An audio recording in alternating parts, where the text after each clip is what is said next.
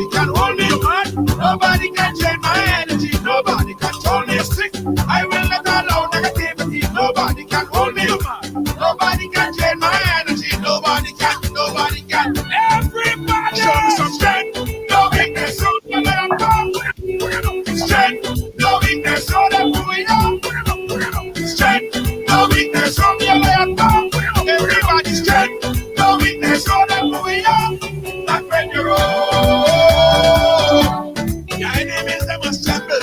Your enemies, they must tremble. Yo, not when you're old. Everything has to humble. Everything has to humble. I'm a go-getter. I just go hard. I just go hard. And I'm a kind of fella. Put my trust in God. Put my trust in God. That simple means say nobody can hold me, man. Nobody can change my head.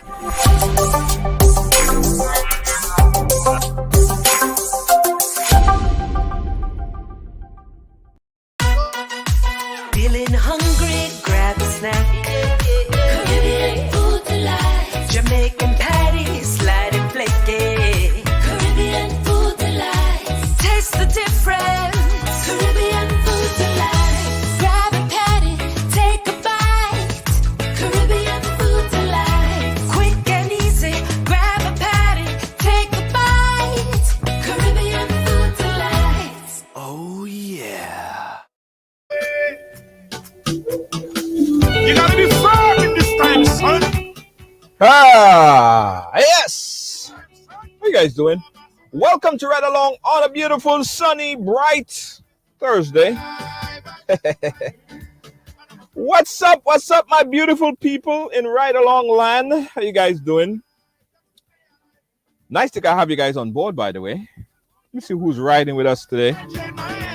Let me see who's riding with us today. I see Doug Howard. And he's starting off earlier, Doug, putting up a Vinci flag representing for St. Vincent and the Grenadines. My third home. I call it my third home, eh? Love Vinci, man. Love Vinci. Big up to everyone from St. Vincent and the Grenadines. In fact, tag someone in St. Vincent and the Grenadines. Tag somebody from St. Vincent and the Grenadines. Put it on a Vinci group, a Vinci blog. Ian Baker, how you doing? Lydia Joseph. What's up? What's up? What's up? As you guys know, the only job that I want you guys, well, the first job I want you guys to do for me, right, is to share. Sharing is caring. So go ahead right now, hit that share button like I'm doing right now. I'm not just looking distracted for looking distracted's sake, by the way. All right, I'm sharing it, putting it in a group so that I could get some of my other friends to join in. So I want you guys to do the same. All right? Big up yourself. Alice, how you doing? Big up yourself, Alice. Thank you, Alice. How are you? How are you? There's a group called Rise Hirona. I want to tag the group folks in Rise Hirona. Yeah, I want to tag those folks over there. What else? Good evening to everybody in Trinidad and Tobago. I see the folks from Trinidad and Tobago putting up the flag as well. Guys, today's a very interesting discussion. Hold on, before I tell you what the discussion is, let me just go ahead and share this program over on my personal page. There we go. There we go. Good to go. Yes. Okay. So today's a very interesting discussion, right?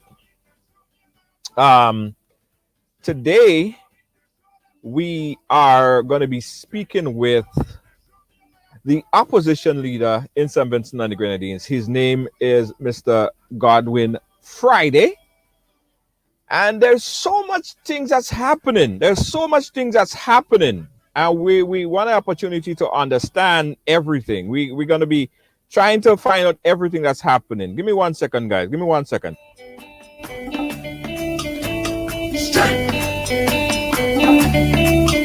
Give me 1 second. Yeah. So there have been a lot happening in St. Vincent and the Grenadines. As you guys know that La Soufrière volcano erupted violently just a few weeks ago, and it continued for many days. A lot of people on the island of St. Vincent and the Grenadines was displaced. Even before that, the island was struggling with COVID-19, rising effects of COVID-19 throughout the area, and wanted to learn about that as well. So they had a kind of like a double whammy, a lot happening in St. Vincent and the Grenadines. So let's welcome to the program right now.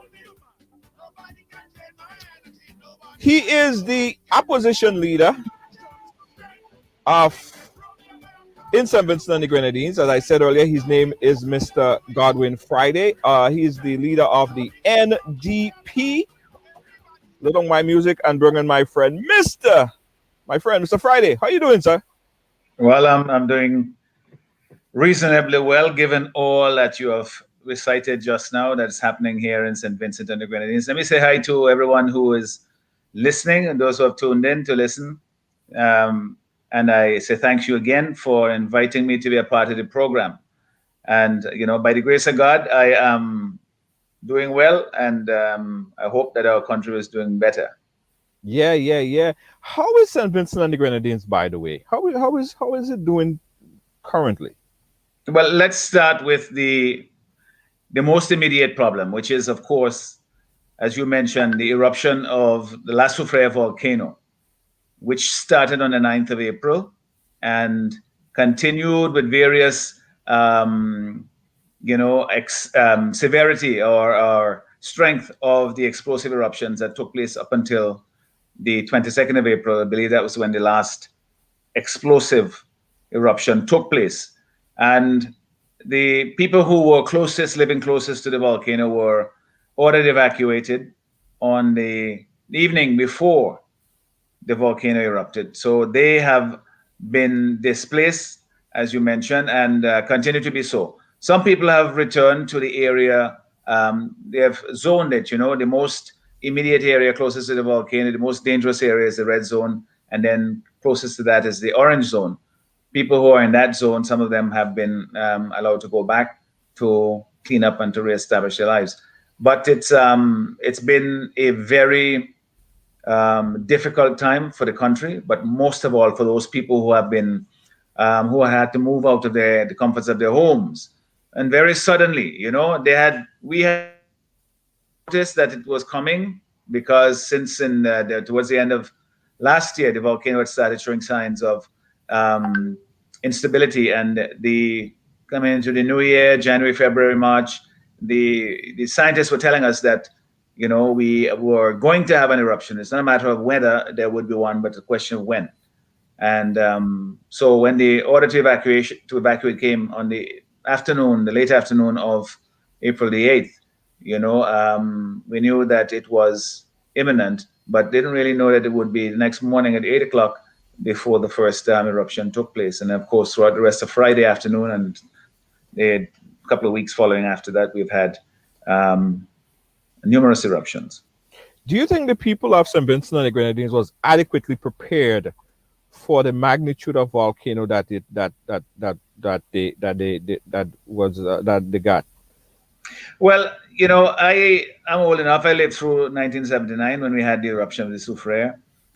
In 71, there was some activity where the first dome was built, came up, but there was no real explosive eruptions.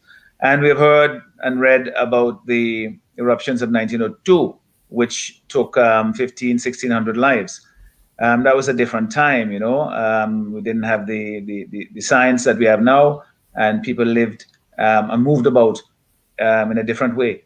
But we were told that based on what the scientists were seeing, what their readings were telling them, that this eruption was going to be pretty bad. It was going to be more on the scale of 1902 rather than on 1979. I had a meeting, my colleagues and I, with the chief scientist, which is Dr. Richard Robertson, and people from NEMO.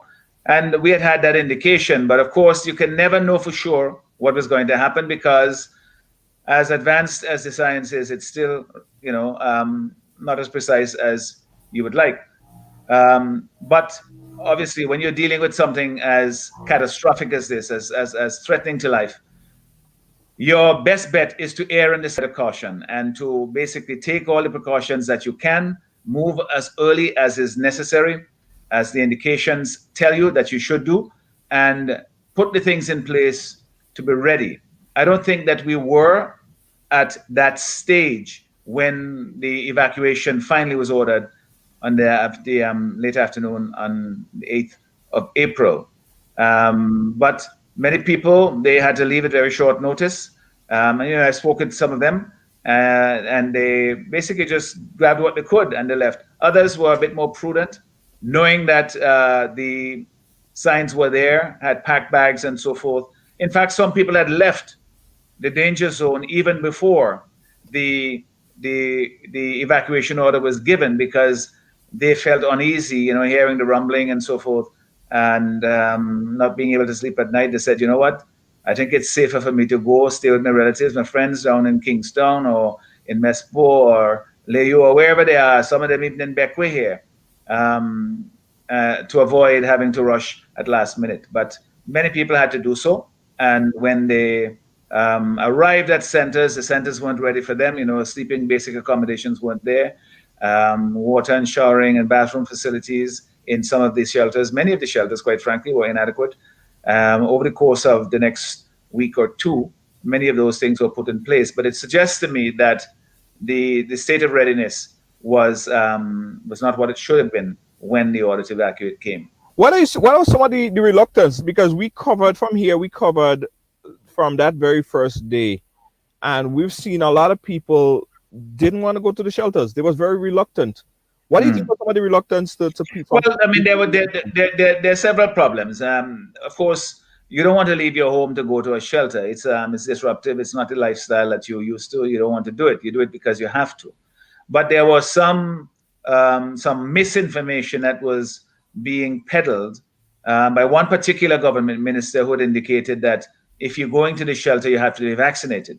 And that created quite a stir for some people who didn't feel that should be a condition, and quite rightly so, of going to seek, safety in a shelter. And so some people were discouraged by that. They were alarmed by it and didn't want to go to the shelter because they felt that if they did so, that they were going to be required to be vaccinated.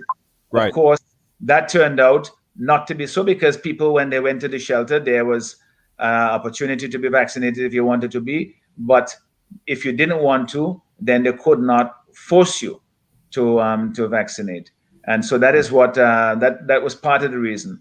Part of it as well had to do with what I just said earlier, the post state of preparation at the shelters that many people saw when they went there. In fact, I spoke to several the very day that the next day after the evacuation started, which would have been Friday, which is the day the eruptions started. I spoke with a family at one of the shelters in town, and he was just leaving with his children and his wife, and he's saying that he wouldn't stay there because they basically weren't prepared. So he went and he rented premises for himself because there was bedding wasn't there. Bathroom facilities were very poor condition, or just not adequate, not enough. And that's one of the reasons why I think the people, when they got there first and realized the conditions that were in, they said, well, I'd rather try someplace else, either impose on friends and relatives who were closer in the safe zone, or try and put together the money to go and rent someplace until they could find a more permanent solution.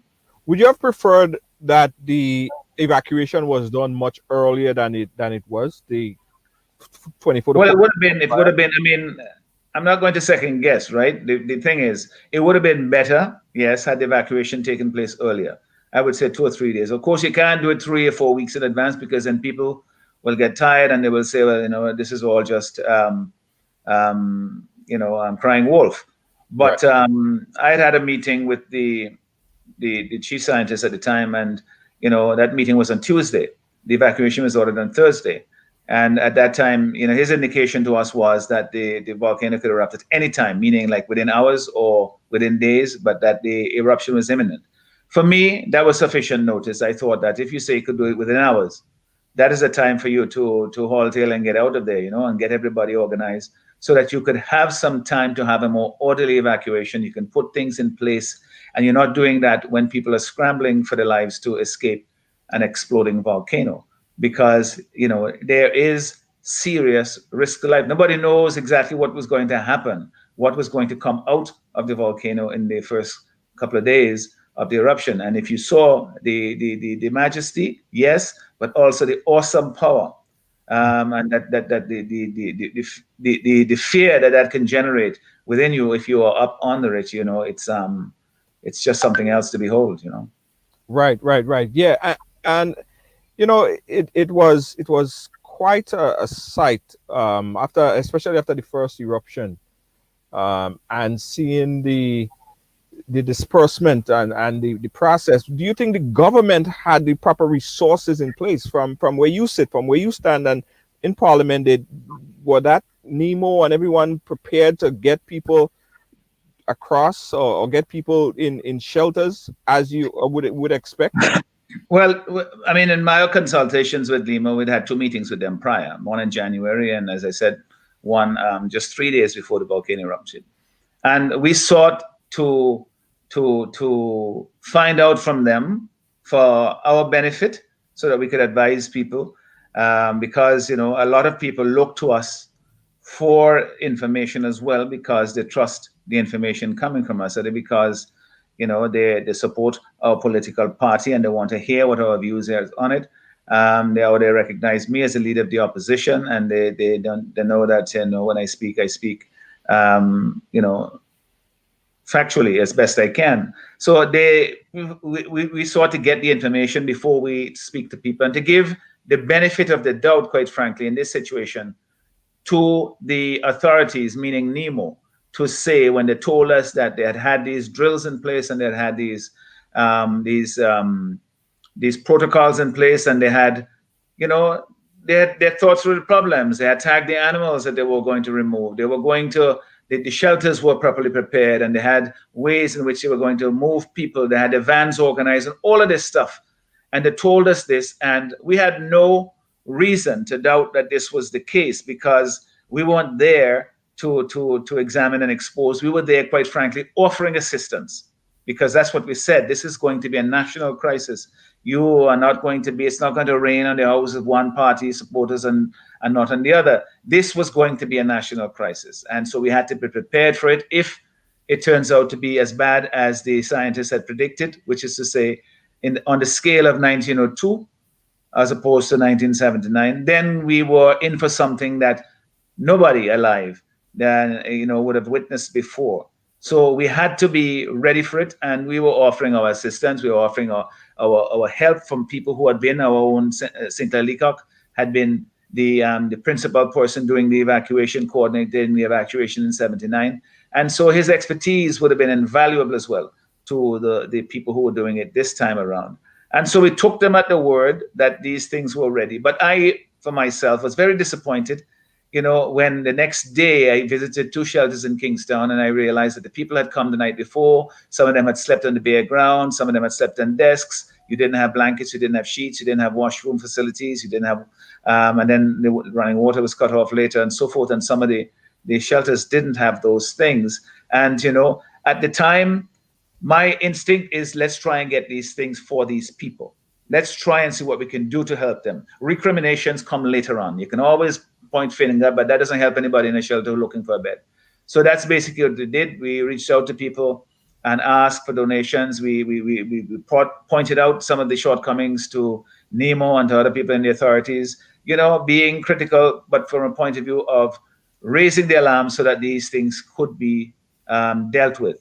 Now, some of it was over time, still too long, but then once the shelters were up and running, there were so many volunteers who were there. Some of them were highly competent people, and others, not so much, but they seem to have gotten things better under control over the course of, a couple of weeks after the volcano started erupting. The main problem really lay with those persons who were not in the shelters. We were told about between 14 and 16,000 people were evacuated or left the northern areas that were closest to the volcano. And of those, only about 4,000 people initially were in the shelters. I don't know what the number is currently, because some people have left private accommodations and gone to shelters. Others have gone back home, quite frankly. So I don't know. The challenge was not just for the people in the shelters, but how do you provide assistance to those persons, which is the majority, the vast majority of the people, who had left but were staying either in private accommodations that they were paying for themselves, or with friends and relatives, in cramped accommodations, because some homes took in. I remember one home on Rees Level where they said that they had about 30 people, that someone had taken in as a family member and friends. And other persons would have had 6, 8, 10. I spoke to a woman today who was in the Sion Hill area and said that there were 10 or 11 people that they had taken in to stay. Obviously, that is good. That could work for a few days, maybe a couple of weeks and so forth. But after a while, the cramped conditions and the strain on resources and so on begin to take a toll. And that's happening now. So we have to continue to give the assurance to the people who have been evacuated that they are not on their own, that even when the spotlight has shifted away from them and from the erupting volcano, that we know that they continue to need us, who are still in the comfort of our homes, and and take a lot of things for granted that they have to do without. So I want to give them an assurance, and that's what I've been trying to do. I visited many of the shelters. Of course, now we've heard that there's COVID in the shelters, so it's a lot more restricted. And for my own part, I don't want to seem to be, going in and out of shelters without when we have that problem going.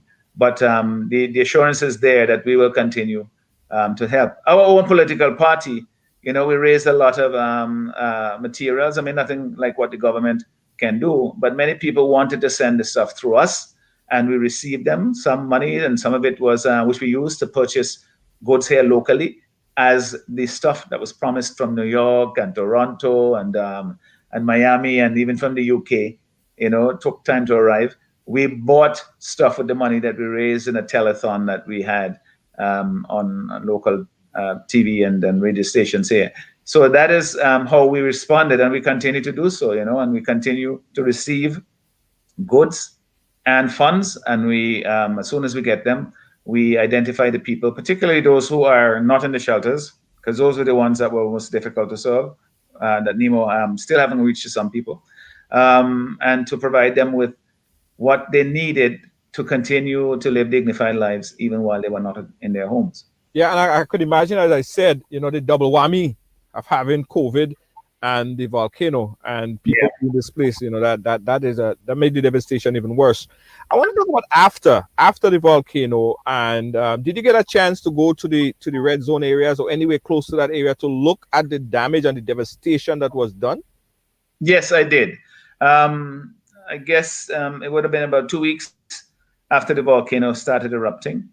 I went into the north side we got as far as Sandy Bay. The roads, as you know, had been blocked with ash and so forth, but the Prime Minister and his entourage had gone in there the Saturday before, so they had cleared the roads for him to go through. So some of my colleagues, at the instigation of a friend of ours, Kenson King, helped us to sort of organize a trip to go out to the windward side. And so we went there on Wednesday, the Wednesday following, when the road was cleared. We got as far as Sandy Bay, and I tell you, geez, man, it's it was a sight to behold. Wow. Just the eeriness of people not being there. Now the buildings, most of the structures were intact. Some of them, the roofs had collapsed.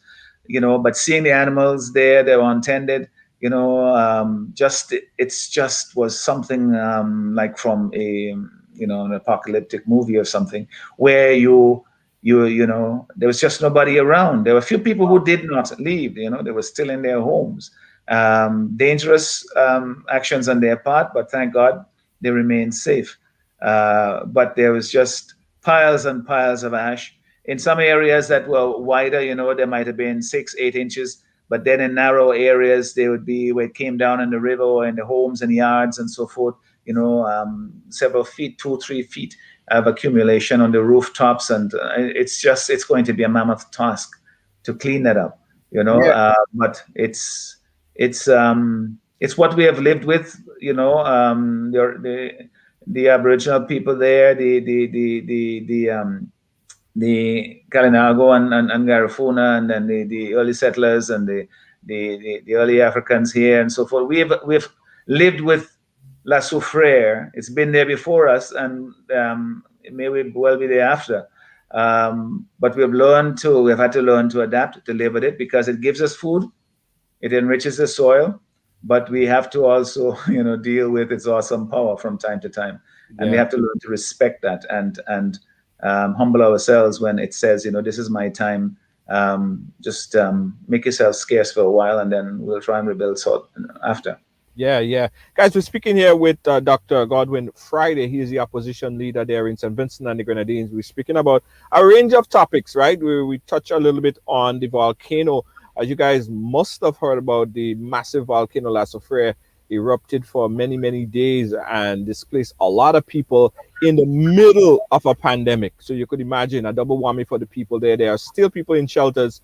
And we too also did a fundraiser here where we raised some money and assisted in the folks down there in St. Vincent and the Grenadines. So, and that's ongoing, because the spotlight is not on St. Vincent right now, and everybody's not talking about the volcano. I'm glad to hear that. Yeah, people are not back to normal. It's not back to normal for people in St. Vincent and the Grenadines. So we still urge people to help in whatever way possible. All right, I've seen Dr. Friday. I've seen videos, right, with rivers and ravines going to people's houses and rocks and big stones, like it was never there before.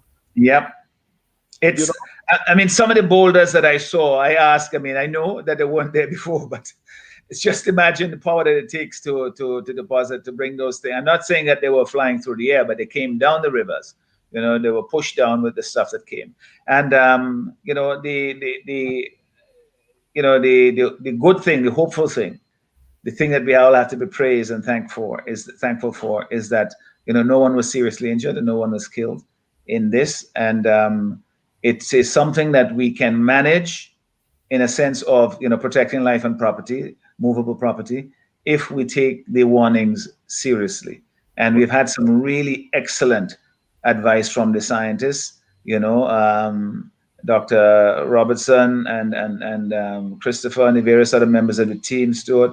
They are all professionals and they have advised well thus far. And so we're hoping that will continue to be the case, and that they will be right on the money as to when we can go back into the areas of safety. Safely, because nobody wants to put up with this disruption, but of course you have to respect the volcano, the power that it has, and the risk to life and property.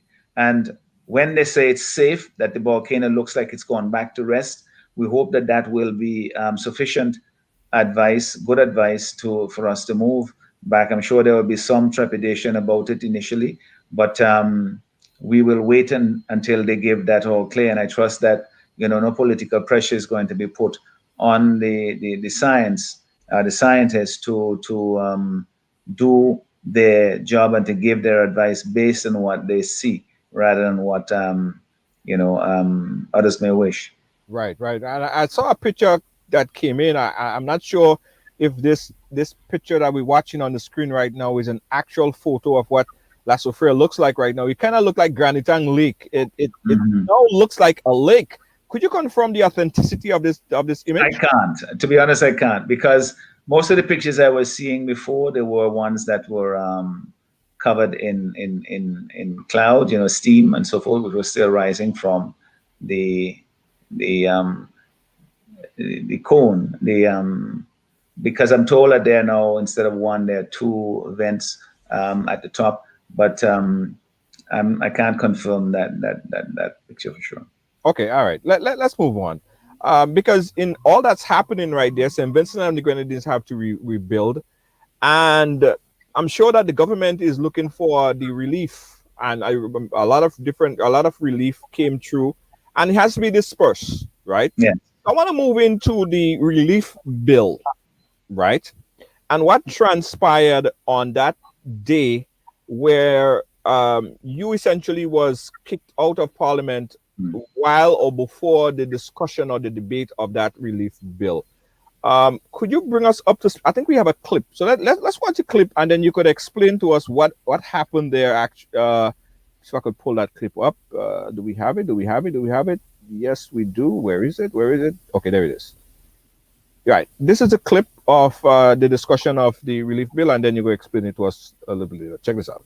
I am standing because the principle of the appearance of fairness, of maintaining the integrity of this honorable house. Honorable member, you And have ensuring made, honorable that member, you have The made, honorable member, you have made that point repeatedly. Madam Speaker, this is and not we a are matter not- just to simply say we go on because I am passionate about something. Honorable That is member, the meaning. honorable member, The importance of this matter. May- Parliaments also have to abide by Honorable- what is just and decent in a free and democratic society. honorable member, Right. you are That really is towing a what I am very- insisting upon in this honorable house.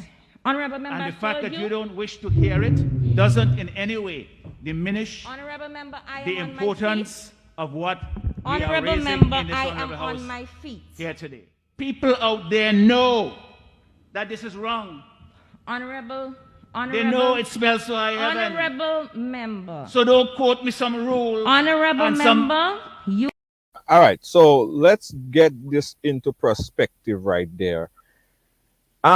We know, and the world have been following the activities in Parliament, right, as it relates to this specific relief bill. But it actually has a lot more story to behind it, based on a senator that was somehow involved in some alleged criminality. Could you bring us up to speed? Yes, well, on what happened there? the Parliament was last Tuesday, on 11th, and the substantive matter, just for those who may not be familiar with how the Parliament works, Parliament is called, we have some normal procedural stuff that is done, obituaries and congratulations and so forth. And then we go into the questions from the members on the government, the opposition. So we ask our questions, they answer. And during that period, the Senator Morgan entered the chamber at some point, and I rose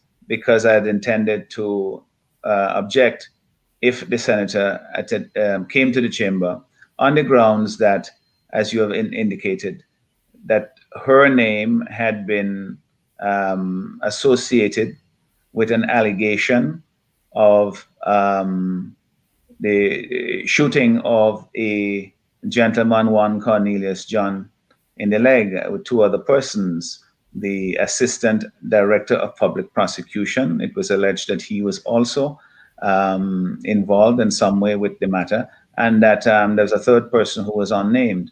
And the Commissioner of Police had indicated publicly that the matter was under investigation.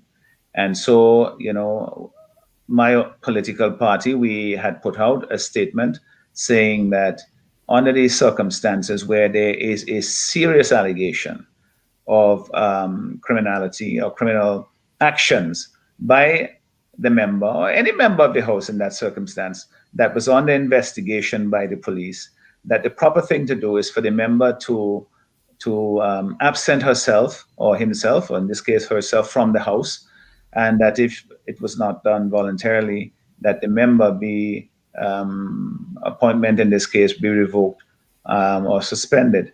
And this is a matter that I raised, with the Speaker of the House. I had written that very day to the Governor General, basically bringing this matter to her attention and urging that she used her good office to encourage or at least to alert the Prime Minister, who was the person who advised on the appointment. Stick up in there for a quick second, Doctor. Is that in the books that if a member is somehow accused of any kind of criminality, that they have to excuse themselves from Parliament? Or is that? I mean, that's a proposal. Under our Constitution, there are certain bars to being a member of Parliament, but that is not what's in play, because there they talk about sentencing, so you must have had a conviction. So there is the rule. There's no rule per se that says that if you're under investigation that you have to withdraw. But the point is that, there is a practice, there is the business of the House that needs to be conducted in such a way that there is no embarrassment to any particular member or to the House, that the decorum and dignity of the House is maintained, and quite frankly, that in the circumstances, the presence of the member with the allegation against her is something that would create a question about the decorum of the House of Parliament while this investigation is going on. And it's not just unique to St. Vincent, it happens elsewhere as well, where members are asked to withdraw, and very often they are made to withdraw. And that's under allegations, right? I mean, they're not. Well, when it's, I mean, you can have allegations that are being, floating about on the internet and so forth, that people say things about people. We're not talking here about these kinds of allegations. We're talking about an allegation that is serious, that there's sufficient information out there in the public domain, and that there is a complaint that was made to the Commissioner of Police, and the Commissioner of Police has taken it up and has confirmed publicly that there is an investigation ongoing by the police. So it's not just somebody just saying something about someone, on the internet or in some chat room. Right. Okay. So walk us through that. Walk us through what happened then. So you were there and you rise to raise objection to the senator being there, and where did sparks start to fly, and eventually you got Well, what happened was I rose on a point, well, not on a point about it, but I rose asking the speaker to use her discretion on the rule. There's a broad rule towards the end of our standing orders, Rule 81, or Standing Order 81, that says that, the Speaker of the House is in charge of the procedures and so forth, and can have discretion to deal with things that are not provided for in the rules themselves. And in this case, there is no way that I could have raised the matter at that time in the House because of the urgency of the matter as it arose. And so I asked, under her broad powers, to permit me to rise and to raise the matter. And she did. She consented for me to rise. But as I started speaking, I suppose, she'll have to explain why she changed her mind on it. But I hadn't finished yet, and she essentially asked me to discontinue my remarks and to resume my seat, and so that the Parliament would continue as it had, as if nothing really was the matter. And that was not in keeping with the public sentiment. I have been in the Parliament for over 20 years now. And I tell you, this is the first time that people have called me before Parliament and urged me to do something, because they felt that this was not getting the attention that it needed. Nobody is convicting or even charging anybody. Everybody's as entitled to a presumption of innocence. I'm a lawyer myself. I know what these things mean, and I take very seriously people's fundamental rights. All we are saying here in this particular case, as we would in similar matters, that when you have a serious allegation that is raised of this nature, that is under investigation, that has, the substance that requires the investigation, that just absent yourself from the chamber. Let the matter be discussed and dealt with before you resume your seat, because otherwise it gives the appearance that in the public domain, people are exercised about this. They're very concerned about it. They're very agitated about it. But that we are sitting in the Parliament as if nothing is going on, as if it doesn't matter. And I couldn't, in all conscience, do that. And so I insisted on completing my submission and urging the Speaker to do something about it. She did not even raise it with the Senator or put the matter to her to say if you will say, okay, voluntarily, yes, I will exit the chamber. It was just simply, no, you're not going to proceed any further with this. You're not going to discuss this in the House anymore. And take your seat and read the rules and then come back under some rule. There's no rule that would allow me in that chamber, I tell you, to get that matter discussed and debated and decided in that Parliament, the way it has functioned historically over the past 15, 20 years, and the way I know it currently functions in St. Vincent and the Grenadines. So what I did there, at the risk of being suspended, I urged the House to deal with it. Now, the Speaker had the discretion to exercise her powers in a way that permitted me to complete my submissions and to urge, as I had suggested. But she used her discretion instead to withdraw the consent for me to speak, and then ultimately to order me to sit, and when I didn't, then to suspend me from the House, and when I didn't move, to call the police, the Black Squad and the SSU police officers, many of them, into the chamber to remove me. And at that point, members of my side of the House, the opposition members, we left the chamber because there was a similar incident, back in 2011 when members were thrown down the stairs, suffering serious injury. I myself, was pushed, or at least attempted to be pushed by a junior officer who attempted to push me backwards down the stairs. You don't know what kind of injury you could suffer there. I was only, because I was alert, I was watching what was happening. I held on to the rails and so forth. So I knew what what had transpired before, and there was no reason for me to expect that any different treatment at this particular time. So when it got to that point and we saw that there was overwhelming force brought into the chamber to remove us, I and my colleagues left the chamber. So we didn't get an opportunity to debate the very important bill which provided for relief to the persons who had been evacuated. Had Morgan not showed up on that day, would you have raised the point? Well, I mean, it's left to be seen, isn't it? But certainly it is a matter that had to be dealt with by the Parliament at some point, because it is it really brings the business and the decorum and the dignity of the House into question, and the responsiveness. I mean, we are a Parliament. The people elect us to be there. We know that the people are outside, exercised about. People are concerned about it. And I'm not just talking about the people who were protesting outside in the street. God bless them. They had the courage to come out and stand up and say, well, listen, I am not going to let this pass. This is something that is beyond the pale. I'm going to stand up and be counted. But there were many other people in the public domain. The Public Service Union, for example, wrote made a statement asking for the member to withdraw. The Christian Council, which normally doesn't, state things in a forceful way, they basically said that, listen, it's not as usual, but everybody's entitled to their day. But they didn't give the impression that everything was hunky-dory and normal. And then we have the radio hosts, the announcers, and the morning shows and various evening shows and so forth.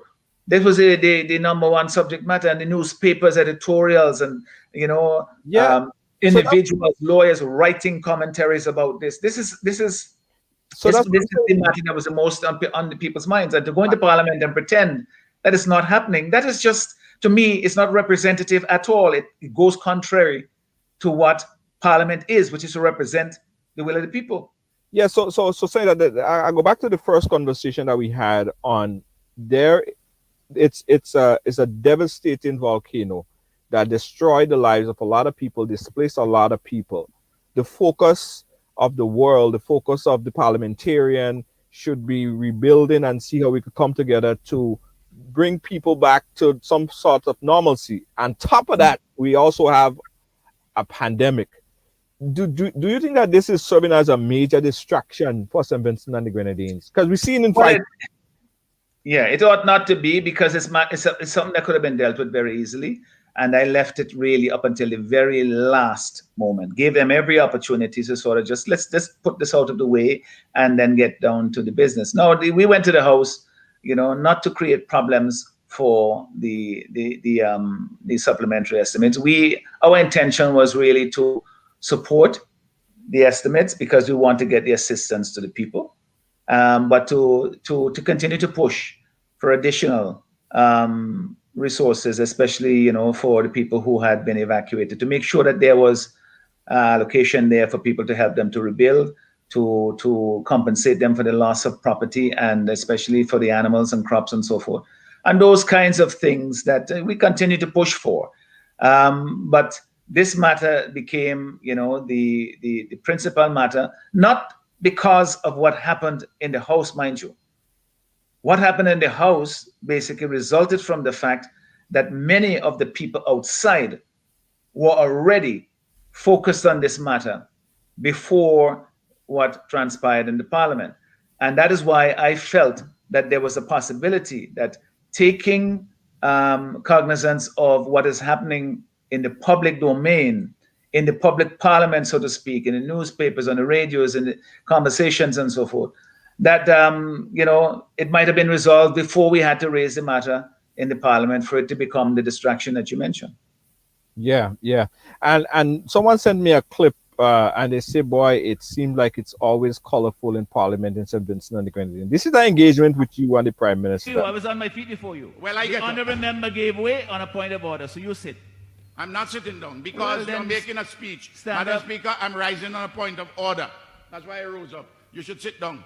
I haven't finished my point of order. No. But you're making a speech. Your Honourable speech is not a member. point You of are the order. Speaker of the House? Your speech is not Why a you point want to of sit down and order. listen? You like to talk, sit down and listen. That's for the time, sir. rules. Those are the rules. Sit and Honourable listen. members. Good Lord. Everybody is sitting and The listen to you. rules. What do you think? He'd be a bad So boy? some people might say, does this help anybody in Kingston? Does it help anybody in does this help anybody? Well, listen, the conduct of the business of the House, you have to look at it in terms of the long stretch of how we get things done. The particular incident, you might say, okay, it would be better if we could debate certain things. But if we don't have the opportunity to do so because, some member of the House feel that they have more authority and more right to speak, then it means that I'm not stifled just on that day, but forever going forward. And so you have to make a stance at some point to say, well, listen, let us conduct the business in a way that the opposition also has a chance to make themselves heard and are treated as though they are equal in the House, because we all get to that chamber by being elected by our electorate or being appointed by, as the senators are. So in that sense, we are equal in the House as legislators. So sometimes, yes, you have to make a stand to insist that those things are followed so that you can be effective going forward. And that's what I was doing, and that is what I hope it achieved. What's your position on the relief bill? Do you $117 million, I believe, right? Yes. And the allocations. What's your position on the allocations? Do you think that it is allocated properly? Do you think that it is inappropriately allocated? What's your take on it? Well, I'll just give you a broad summary on it because I don't have it here with me presently. But the point is this: we studied it and we looked at things like the allocations that were being made to assist persons who had damage in homes. There were allocations that were made to replace certain things for people who had allocations for the cleanup and so forth, $38 million. I mean, these are allocations that you can quibble about amounts, and to be honest, I don't think the amounts there, because even the estimates that were given initially was that the damage and the amount that it was going to take to recover would be far in excess of the $117 million that were being budgeted there, of which about $15 million had been, most of that had been spent before we came to the parliament. But we have other things that need to be done, and we need to look at how we are going to study the reconstruction, what we're going to do to reconstruct. And that is what I wanted. There are 2 points that we wish to make in the debate. Not so much about the different line items. We can always differ about those things, as to how much you're going to give for replacing people's appliances, for example, whether $800,000 or $500,000 is enough, or you're going to give for helping people to get tools to start their farms and so forth, to help to build houses, to help to clean the streets and to clean their homes. We can differ about the amounts and so forth. But what we want to insist upon, and the point that we urge and wish to make then and will continue to do, is that the allocations must be based on need, not based on political affiliation. So that somebody who gets a new fridge or a new stove, for example, don't get it because they look and they say, well, because the stove old but it wasn't damaged, but because they support the party, they're going to get one. That somebody who gets assistance in rebuilding their farm, that they're treated equally. We know from the past that when you have had previous disasters in St. Vincent, flooding or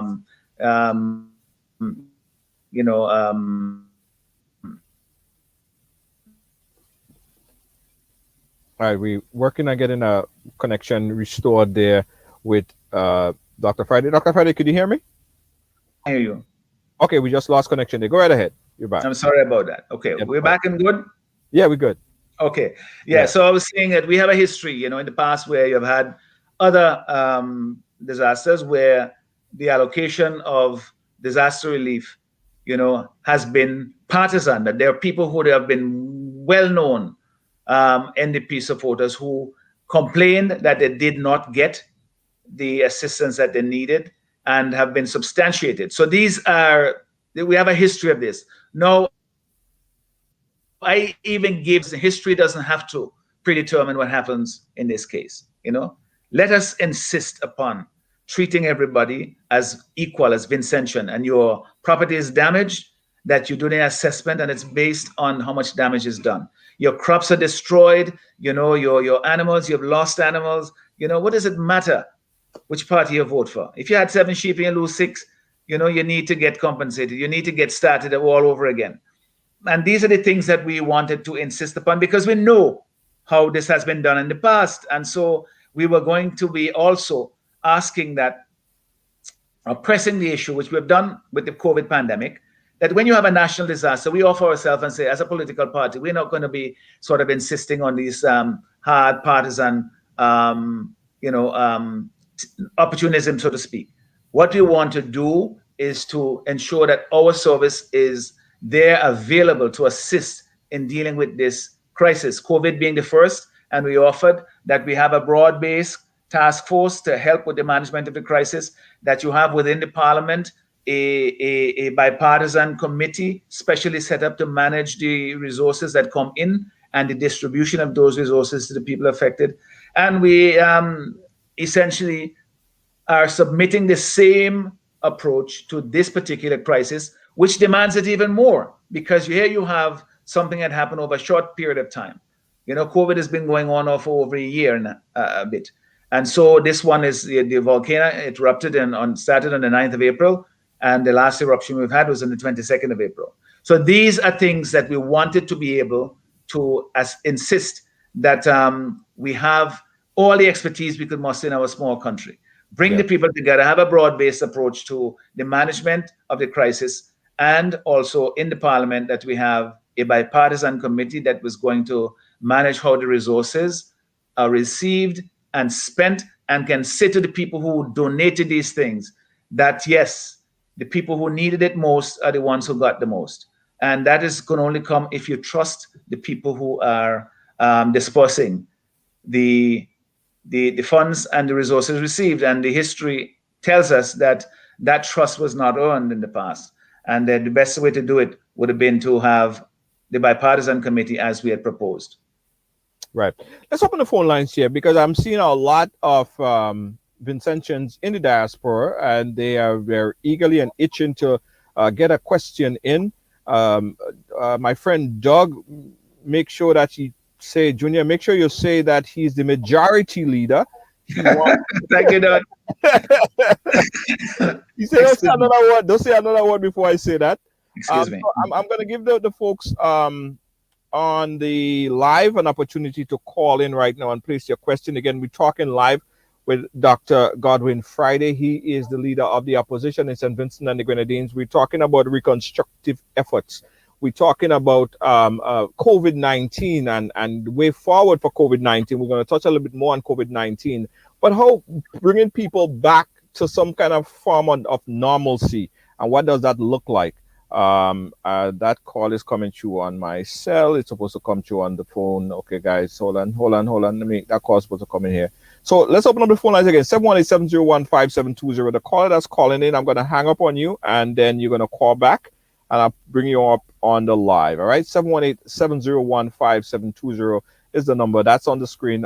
Could my moderators also pin that number so folks could just click that number and call in again? It's 718-701-5720. We're speaking St. Vincent and the Grenadines. All right.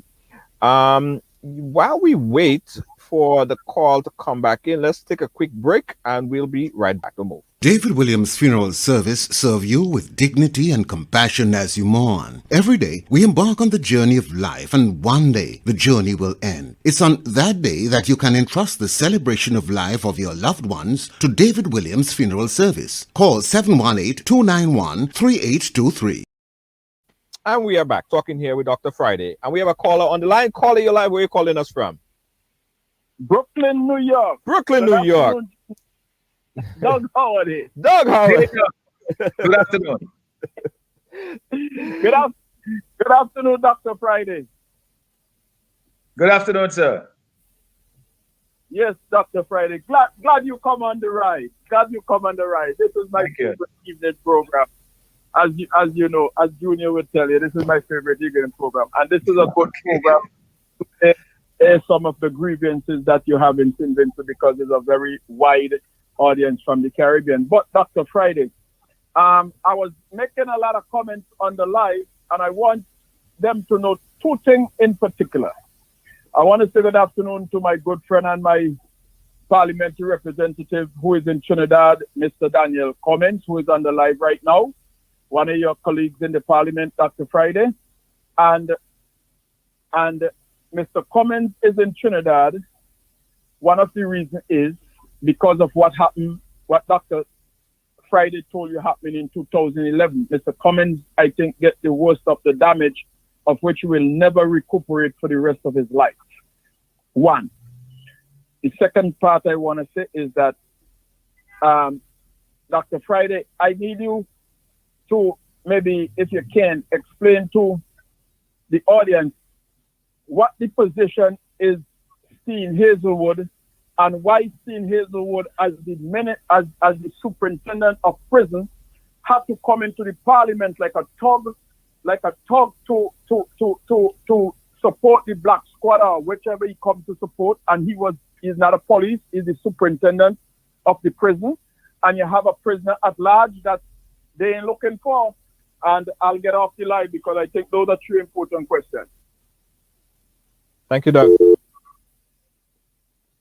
Yeah, well, I mean, that is, a question that a lot of people have asked. Why, this particular officer, Hazelwood, who had been seconded over to the prisons and was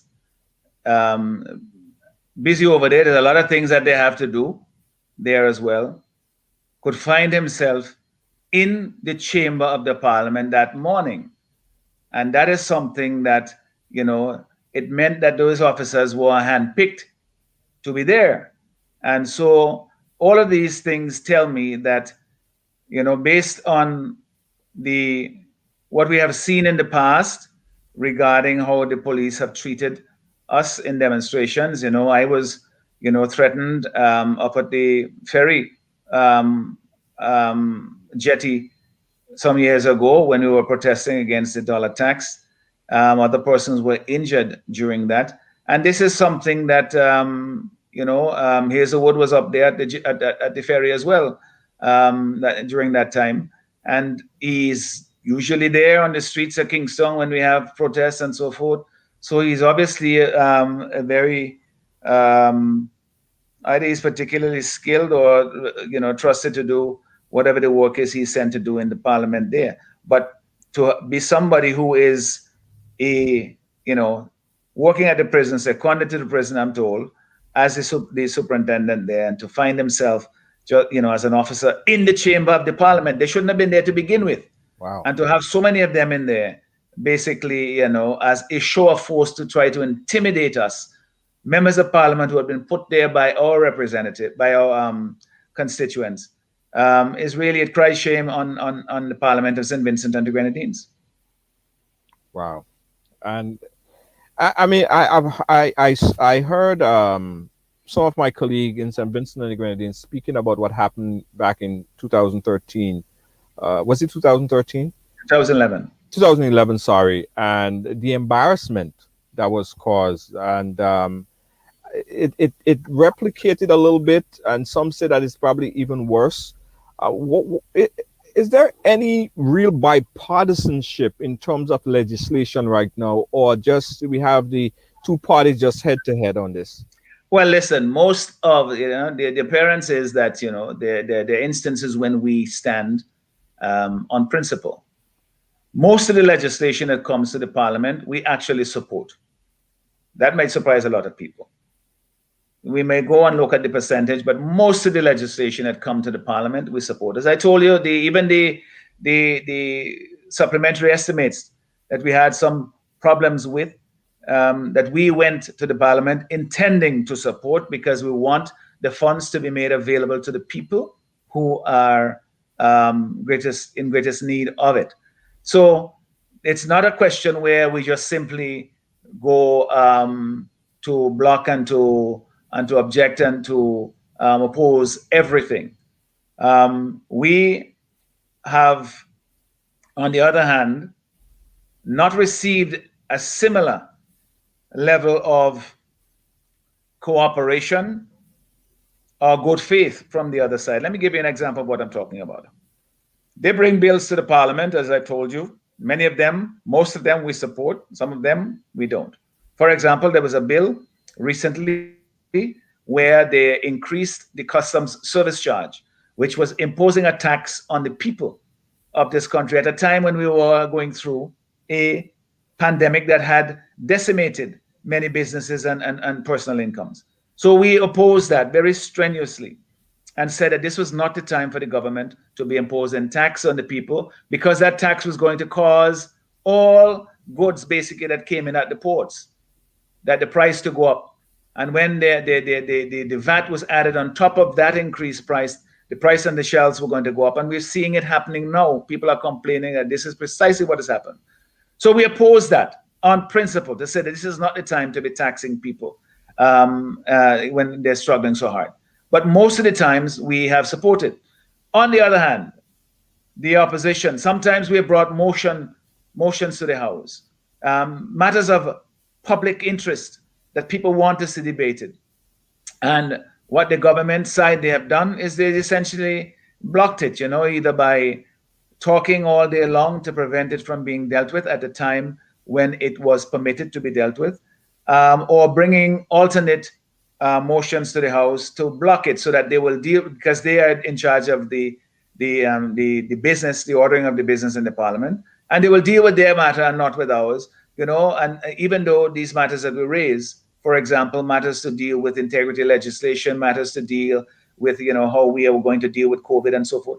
These are things that they have simply not allowed us to have a say in the parliament to bring something. But the worst case of all was in 2018, February, when we brought a motion of no confidence against the government, which is provided for in the Constitution of St. Vincent and the Grenadines.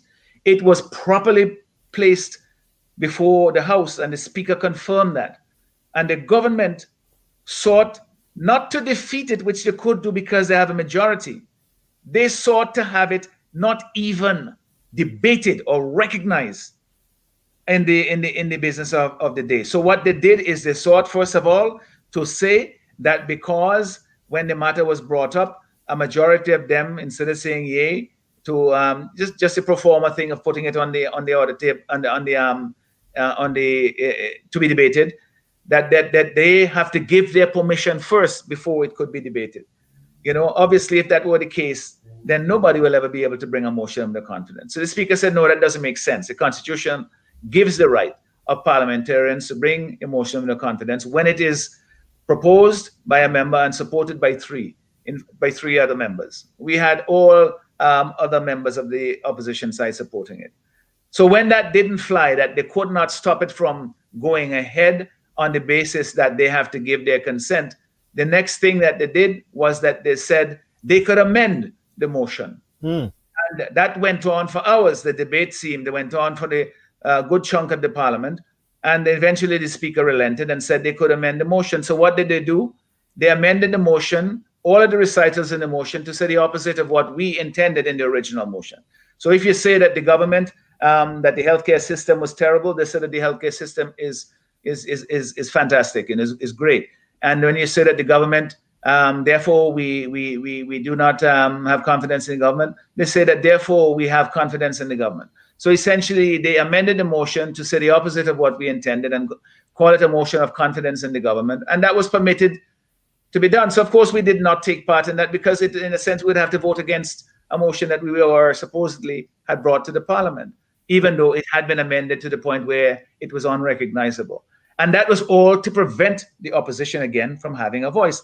And this was an important constitutional provision. So as it now stands, in the Parliament of St. Vincent and the Grenadines, you cannot bring a motion under confidence with the present government in place because, first of all, they say they have to give permission for it to be done, or if that doesn't work, that they can amend it so that it does not reflect what the motion intends. But that is that constitutional though? Well, it probably is not. Constitutional conversation. I mean, is it? It probably is not, you know. So you will say, well, okay, we'll take it to court. But the point of the matter is, one speaker isn't bound by the other in terms of the ruling. But the point that I wish to make here is that which government, which, side of the government side of the house, which prime minister who believes in democracy and who believes in the Constitution would take such an extreme view with respect to the interpretation of such an important provision. You know, a motion under confidence, if it passes in our parliament, means that the government falls, right?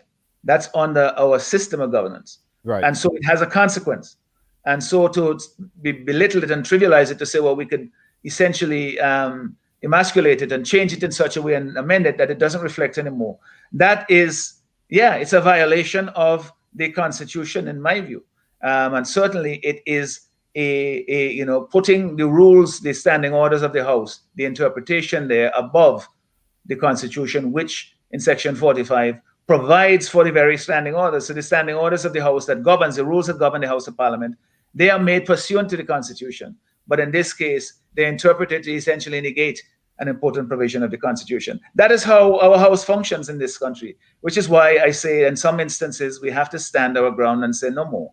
You know, you can't just simply have things your way entirely in the Parliament all the time, because otherwise we on the opposition, we won't be doing the business of the people. We won't be serving the people the way they intend us to do and they send us there. Do the Speaker of the House, there seems to always be some sort of confrontation. Some might say the Speaker of the House is a lot more lenient on one side than the other. Does the Speaker of the House go against the rules of the House based on your judgment? Well, I think sometimes, yes, certainly that interpretation that allowed our motion of the confidence to be not to be heard, that cannot be the interpretation of the proper interpretation of the standing orders. You know, in that case, in this situation here with what happened to me last week, Tuesday, the Speaker using the broad powers and the standing orders could have exercised her discretion else in another way. Now it's her discretion to exercise, so you can't say that it's unlawful to exercise discretion. Because the principle. In one way or another. As I said, I'm a lawyer. I understand these principles, but it could have been exercised in a different way. There are many instances that we can recite here, but I don't think it will really serve the purpose of really advancing the discussion, because the truth of the matter is, today what happens doesn't have to determine what happens tomorrow. The Speaker can essentially say, this is how I'm interpreting my powers, and the orders, the standing orders says that they can't be challenged, they can't be appealed, that her word is final or his word is final. Yeah. All right, let's keep the phone lines open again, guys. The number that I want you guys to call in for my Vincentian friends, we have here the opposition leader, Dr. Godwin Friday, and he's chatting here with us and taking time out to chat with us on this very topical issues of the day, things that are affecting St. Vincent and the Grenadines as it relates to the recovery efforts, because St. Vincent and the Grenadines have been hit with double whammy, man, and my heart goes out to everyone there. There was very, very limited loss of life. I don't think that there were any that was reported. At the same time, there was a lot of people who lost their houses and they have to go back in areas and rebuild. A lot of people are still in shelters because it's safer to be in shelters right now than to go back to their houses, especially in the red zone areas where it's totally covered with ash. Some people's roofs are caved in. It's not a good situation. And because you're not seeing it on CNN or MSNBC, that doesn't mean that things are back to normal. It's going to be a long, long haul. This is not going to be a sprint. This is kind of going to be a long run, cross country kind of thing. So we with our hearts and soul are with the people of St. Vincent and the Grenadines. I just find that I don't want this. I don't like. When I saw it, I was like, that is so distracting from the point of the matter. And I hope people not just looking at it as, why are they always fighting when they're supposed to be together as one? Everybody coming together, putting their heads together to see how they could build the country back as one. And I just hope that distraction doesn't play out on international news, because believe it or not, you guys made international news. This was on all over the world. You know what I mean? Well, I mean, this is, Parliament, democracy is, you always have to fight to defend it, because people who are in power, the way in which the system is designed, it is to constrain and circumscribe that power so that you can't do anything. You're not kings. There is the rule of law. There are conventions and procedures that we follow in our parliament. And when those things are being eroded, at the risk of sometimes, seeming to be disruptive, you have to make a stand. True. It's in our democratic system as well. There's some people don't like to protest because they figure, oh, it's too noisy, it make you look like you're disorganized, like the country is this and country is that. But if you don't do that, that is an essential part of our democracy, not just here, but in the States and elsewhere, that you have, you're not just relegated to making an X every 5 years, as it happens here in our context. You are an active part of keeping it alive in the interim. What happens in between elections is what constitutes democracy, not just the voting of it. The protection of your individual rights, the protection of the right to free speech and to association, and the right to have your political affiliation and not be to be discriminated against or to be victimized for it. All of these things have to be defended. Otherwise, there are people who will take advantage of it. It's just, unfortunately the way it is, that Lord Atkins said so many years ago, that power tends to corrupt, and absolute power tends to corrupt absolutely. And so if we allow absolute power power to be exercised in an unchecked way, it becomes absolute. And then ultimately we are powerless to defend the thing that we hold so dear. Absolutely. I want to touch on the vaccine and COVID-19. How is the process of vaccination going in St. Vincent and the Grenadines? Unfortunately, not very well. There's a lot of resistance to it. I have made my own position clear from the beginning that I believe it's the fastest and safest way for us to get back to normal. I am vaccinated. My wife was vaccinated. My son, who's only 25, got vaccinated. If he were in, Canada or maybe even the US, he probably might not have gotten it by now. But the point is that so many people here have not been taking it up. A lot of it has to do with the stuff that you have heard about it, the way in which it came about and so forth. And some people have very genuine fears, and I understand that.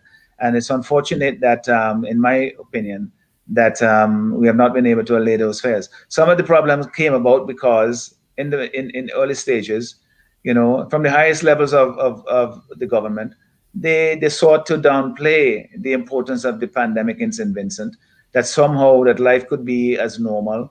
And, wearing a mask, even just as recently as in February of this year, when we were in the parliament and I was urging that they make the wearing of masks in public mandatory. There were senior members of the government side were actually ridiculing me, laughing about it, that because I went outside to take off my mask briefly, they're saying, well, how is it that you couldn't take off your mask when you're saying that people should wear a mask? And I'm saying you should wear a mask 24/7 every second of the day. But the point is that, the whole thing was to try to make it seem like this is not a big deal. And this is something now that they're changing tune, and they want to say to people, it is a big deal and you need to take the vaccine. And a lot of people are still resisting. The last count that I saw was that about 15,000 people, maybe it's gone up a little bit now, had been vaccinated. and of those, some of them had been 15,000 doses of vaccine had been given, and of those, I think, I don't know the exact number, but probably about 3,000 or 4,000 were persons who had their double shots, possibly. But the point is that about 13,000 people, 14,000 at the most people, have been vaccinated, and that is people with double and single shots. So thus far. So that is, we have a small population. We should have been fully done. There's more vaccine available here than people who are ready to take it, it seems to me. And that is something that is unfortunate, because we're not going to get back to normal until we are at a state where, enough people are protected from the virus that we don't have to worry about it in our daily lives. Yeah, because we have two very powerful group of people, and I'm not sure that they are leading by examples, one of which are the doctors and medical practitioners. I'm hearing a lot of pushback from that industry. I'm even hearing it in Grenada as well. Some of the people in those industries who people should trust to take the vaccine, they are saying, nah, they're not taking it. And then you have politicians, if you can't meet herd immunity inside parliament, how would you expect to convince people that we could meet herd immunity in the population? Yeah. So is the parliamentarian leading by examples in this regard? Well, I mean, parliamentarians, like everybody else, it's an individual decision. And I've said that, I don't think anybody can be compelled or to be compelled to be vaccinated. And you put something in your body, you have to urge people and encourage people and show why it makes sense to do so. And that is the approach that I continue to adopt. And I do that with, my friends. I do it with people I work with. I do it with everybody, anybody, colleagues, and so forth. So that is, and I continue to urge it on every platform I get to say, when I was vaccinated, it was public news. When I got the second dose, I made sure that I, put out a release and put out a video and so forth, so that people can see that, it's something that I believe that we ought to do. And I continue to urge people to do so. But again, I recognize that quite a lot of people are genuinely concerned about it. They're genuinely afraid, and you can't dismiss those fears. There are some who may never take it because they have a position against, a vaccine. I mean, I have a friend who never takes painkillers, no matter how much headache he gets, because he just is against taking painkillers. Right. Some people will not, but we hope that most people, that once they get the necessary information, they reach the comfort level, that they will do so. But the thing is, COVID isn't waiting for us. It's not like we're operating in a vacuum. Yeah. Every time, as long as it takes, the more we stand to lose. And we are an open economy here. We need to trade. We need to have people coming and going. Tourism is our main foreign exchange earner. We need to have people coming and going.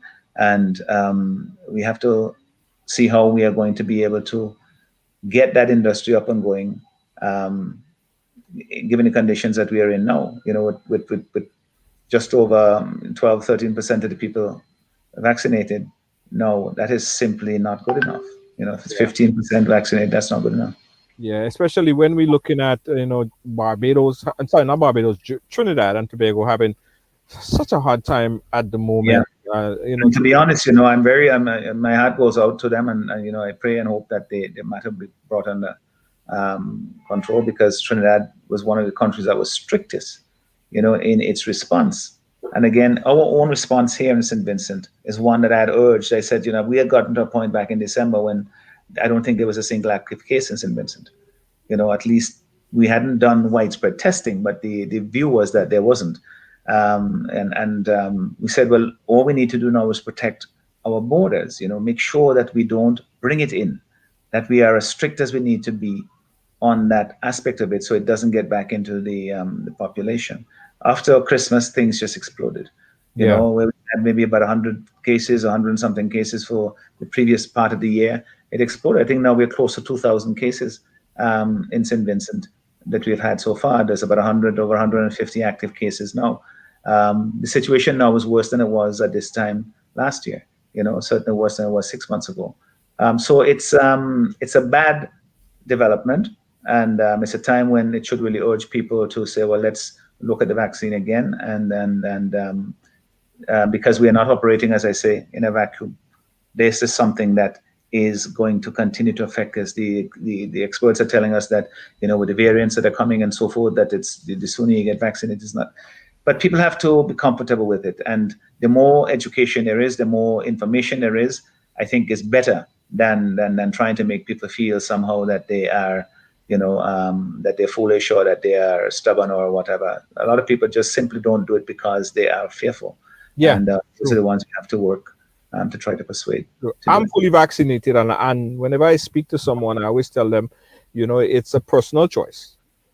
It's your personal choice. I have a doctor, and I trust that doctor to give me medical advice. And they gave me medical advice for many things, not only me, but all my family. So I got good advice from my doctor, and I went ahead and I became fully vaccinated. I also caught COVID. I also had COVID in the early part of it. Well, actually, not the early part, a few months ago. So I understand the process of it and how it affects you. So I am making this appeal whenever I get a chance to tell people to listen to your physician and talk to your physician. And if you came to that conclusion, I encourage you to take the vaccine. If again, that's your personal decision, but I think it's safe and effective.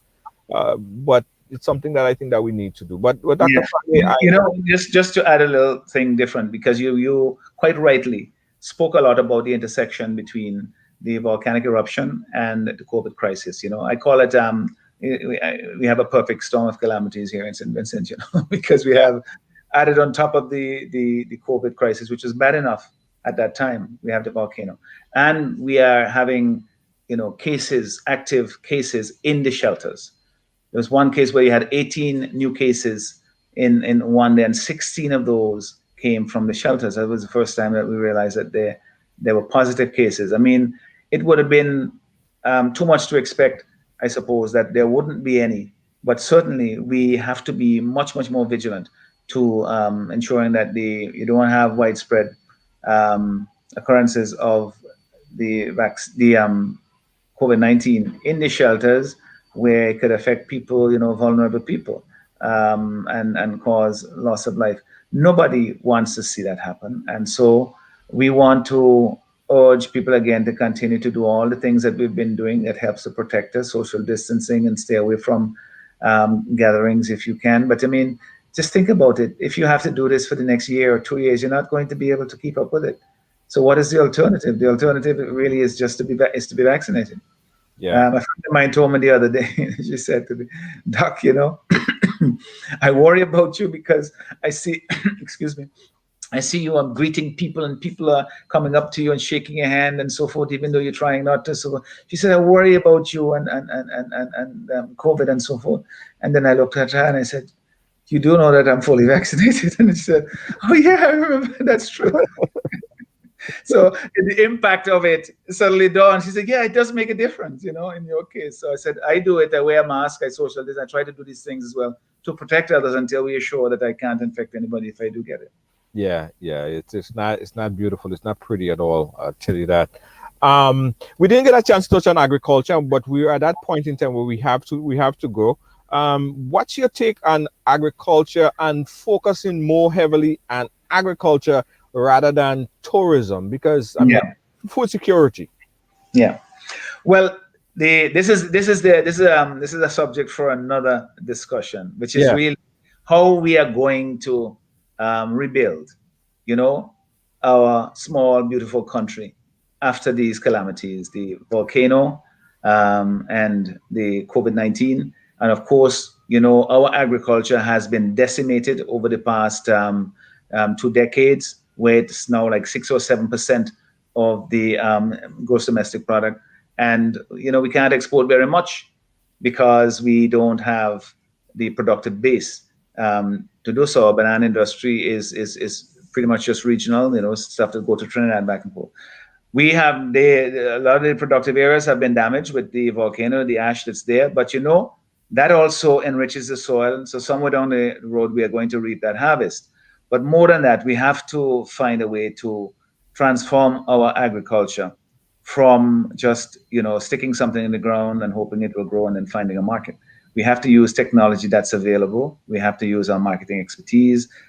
We have to, for those people who have been affected by the volcano, get them up and moving, and use, the science that is available to us to produce goods, those things more efficiently, more productively, to increase the productivity of our farmers, so therefore they become more competitive.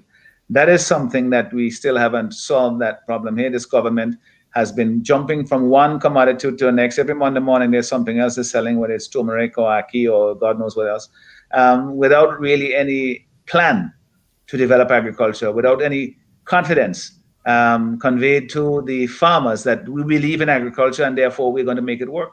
We gave that commitment that agriculture is a pillar of our economy. You cannot have a country, certainly not ours in St. Vincent and the Grenadines, where agriculture is not a significant part of our gross domestic product, not a significant part of the activity that our people are doing. We just need to give that confidence and to create the infrastructure to make it happen.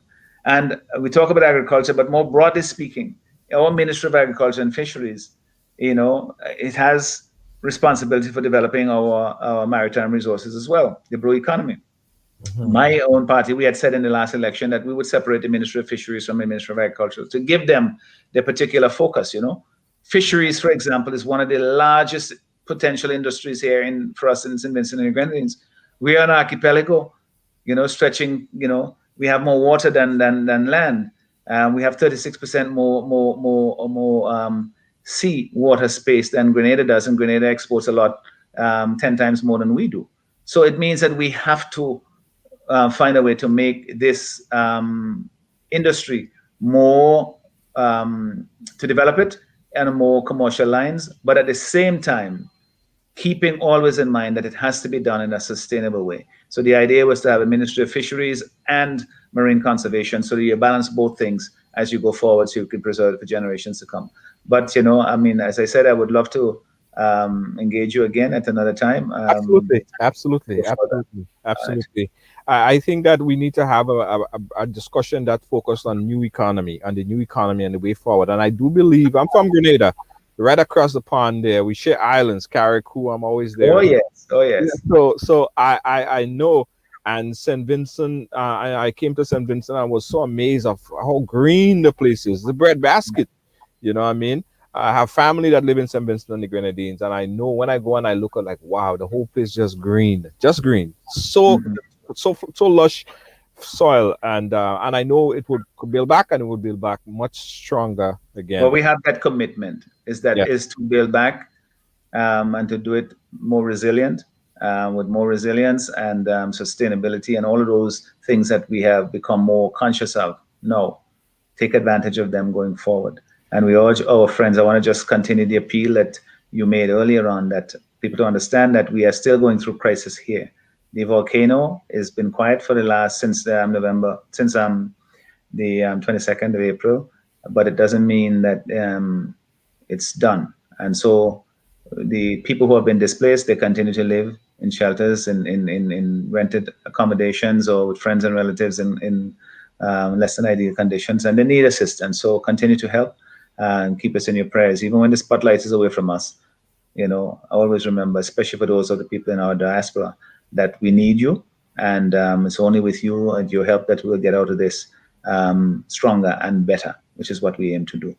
Absolutely. And for folks like Rise Haruna, Doug Howard, that does so much in the diaspora to raise funds, to put things together, to make sure that the folks in St. Vincent and the Grenadines are assisted. I said we did a fundraiser, raised almost $10,000 in funds and assisted St. Vincent, the people of St. Vincent and the Grenadines, and we'll continue to do so. And I'm gonna reiterate again what we said and what you said earlier. The spotlight right now is not on St. Vincent and the Grenadines, on CNN, on MSNBC. It's like non-existent, and you're probably not gonna see it again, right? But things are not back to normal, and we have to continue to help our brothers and sisters in St. Vincent and the Grenadines. We're going to continue to sound the alarm and continue to keep St. Vincent and Rise St. Vincent right here on this program. And I thank you, Dr. Friday, for coming on and chatting with us. And you have a free opportunity anytime you want to come back. The platform is open to you. Don't tempt me, Judy. Yeah, it is. I mean, listen, this is everyone has a story to tell. So we also bringing a call on to the government to come on and share their side as well. We have an open platform. We don't. But thank you very much, and I really enjoyed the discussion today, and I welcome the opportunity to reach your audience, and for those persons who listened. Thank you so much, Doug, and all the others who have been following. It's been a wonderful opportunity for me to reach you, and I hope that we can, build on those things that are common among us. Fight for principle and things that we must defend, but let us find common ground to go forward and to build, our St. Vincent and the Grenadines, of course, foremost, but our Caribbean, and we are all humanity. We're all part of this humanity in the world. Be as good as you can be. Thank you, fellas, for inviting me, and I hope we have a chance to do this again sometime soon. Absolutely, sir. Keep in touch. Yeah, that was Dr. Friday, man. Yes, thank you, Dr. Friday. Thanks to the folks, the family, St. Vincent and the Grenadines. We are one people, one Caribbean. Let's check this. When the volcano erupted in St. Vincent and the Grenadines, right? To show you how much we won. Barbados got it. Grenada got it. You see, we are joined like this. So we understand and we feel solidarity. And if we all work together like this and we always remember this moment, we can do so much more together. No matter because you're from Grenada or from wherever, you're not going to reach out and help these people at St. Vincent and the Grenadines. Because when was Ivan? Oh, you remember that? Ivan in Grenada, St. Vincent was right there. St. Vincent and the Grenadines is our brother, is our sister, right? We're always there for each other. We continue to promote and call for more assistance, more aid for the people of St. Vincent and the Grenadines, all right? We want to see less of the fighting in Parliament, though. We don't really want that too much, all right, Olia? Keep that at bay. Nevertheless, guys, it was great. It was great. One Caribbean, one people. Thank you, Cecile. Thank you. And we also appealing to the folks on the other side, government. So Ralph Gonzalez and the ministers and Camilo and everybody else, this is an open platform for everyone to come and share their story. Let's have a conversation. Let's chat. All right, guys, it was a great week. And tomorrow, remember, Friday is No Drama Friday. We have game show tomorrow, no drama type of thing. So come and play with us. We have Ride Trivia tomorrow, and we're encouraging everyone to come over. We ain't talking politics. We ain't talking nothing. It's just fun on a Friday. Okay, just fun on a Friday. If it's your first time on this platform, we want you to click like, because we always have programs Monday to Friday, 6 p.m. Lock it in, all right? Thanks to Rice Irona again, as I said, and all the St. Vincent and the Grenadines medias and NGOs and advocate activists, everybody that is doing whatever they could do to continue to keep the St. Vincent and the Grenadines out there and get donations and send it down to the folks down there. Keep doing your thing, all right? And we're going to continue to keep doing what we're doing right over here. Thanks again, guys. It's been a pleasure. Catch you guys again tomorrow for Right Trivia. Peace out. Bye-bye. Good night. Everything after me.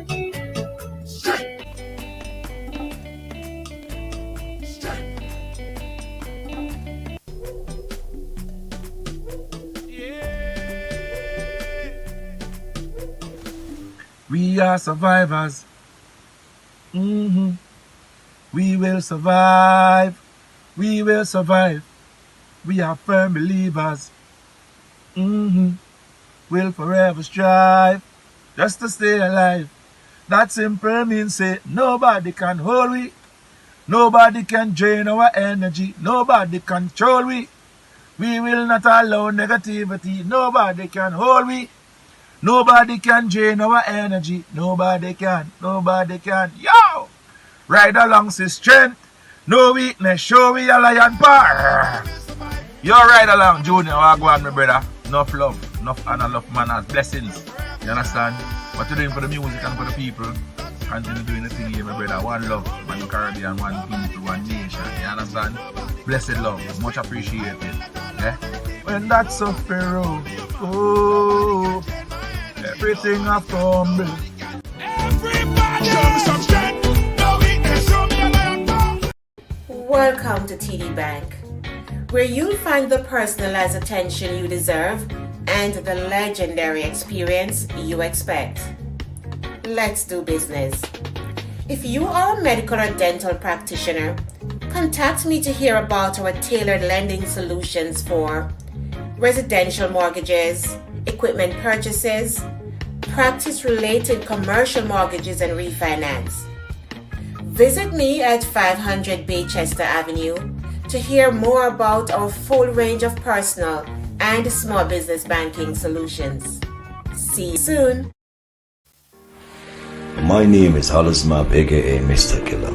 Why should I drink any other rum than Clark's Court rum? When Clark's Court is the rum that supports my community, my culture, my country. A long time ago, my ancestors used to work in the cane fields. Today, we own the rum, Clark's Court rum, Grenada's #1 rum. But my people, if you drink, don't drive. When you drink responsibly. And if you're under 18, don't drink at all. Clark's Court rum, Grenada's #1 rum. Are you fed up of your mask or your foggy face shield? Introducing the Fashion Shield from callallpronow.com. Keep your hairdo intact, your makeup flawless, and be fully protected. Get the Fashion Shield now. Call 516-387-4246 or visit callallpronow.com.